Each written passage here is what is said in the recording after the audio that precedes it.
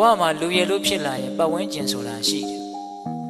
ပတ်ဝန်းကျင်ဆိုတာရှိလာလို့ရှိရင်ကိုယ့်ပေါ်မှာလိုတဲ့လူတွေရှိတယ်လို့မလိုတဲ့လူတွေလည်းရှိမှာပဲလူတိုင်းသဘောကျအောင်ဘယ်သူမှမဆောင်ရွက်နိုင်ပါဘူးမြတ်စွာဘုရားလောက်အပြစ်ကင်းတဲ့ပုဂ္ဂိုလ်ကိုတောင်မကြိုက်တဲ့ပုဂ္ဂိုလ်တွေရှိသေးတာပဲမဟုတ်လားမကြိုက်ရင်မကြိုက်သည့်အားလျော်စွာသူတို့မကြိုက်တဲ့အထင်ကိုနှုတ်ကမြက်ပြီးတော့ပြောမှာပဲဗျအဲ့ဒါတားလို့မရကိုလည်းပဲသူများကိုမကြိုက်ရင်မကြိုက်သည့်အားလျော်စွာပြောတာပဲမဟုတ်လားအဲ့တော့သူ့အထင်ကိုသူလွတ်လွတ်လပ်လပ်ဖော်ထုတ်တာကိုကိုကဘာခံစားရရှိလဲစဉ်းစားကြည့်နော်တခါကြီးဒီမိုင်းများသူမကြိုက်လို့မကြိုက်ဘူးပြောတဲ့ကိစ္စကိုအတွက်ဘလောက်အရေးပါလို့အဲ့ဒါကိုကခံစားနေတာလေမခံစားသင့်ဘူးဗျသူပြောတာသူ့စကားသူထင်တာသူ့အထင်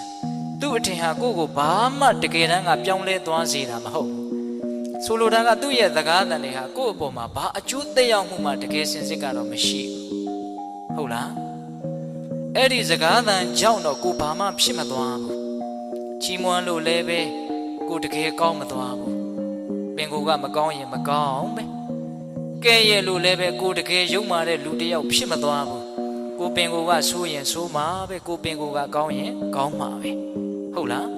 ဒါကြောင့်စကားသံတွေနဲ့ပတ်သက်ပြီးတော့ခိုင်မာတဲ့စိတ်ဓာတ်ရှိဖို့လိုအပ်တယ်ပတ်ဝန်းကျင်ကပြောတိုင်းတုန်လှုပ်နေမယ်ဆိုလို့ရှိရင်တရွက်6တရွက်လို့ကိုယ့်ရဲ့ဘဝဟာလွင့်မျောသွားနိုင်တယ်